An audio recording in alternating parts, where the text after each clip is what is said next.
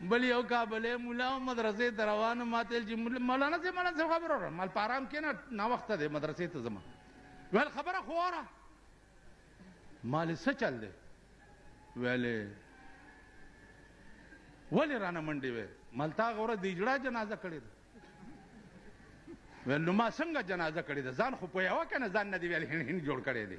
ما ته وایي مال خو وایه څه دې کړ ویل چې ودرېدم مال چې یو من بوس پاروا د دې دوس بچیا مونږ هم درته هغه ستنې به وو چې رانه د بخښنې بوی ونه ګورې بوی تاسو ته نن ملا سپک مدرسو پسې راغلی مدارس دینیه دا چل به کېږي مدارس دینیه دا چل به کېږي مدارس دینیه مدارس دینیه به وي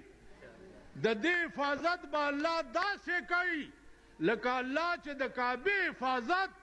د ابراهه د فوج په ابابیلو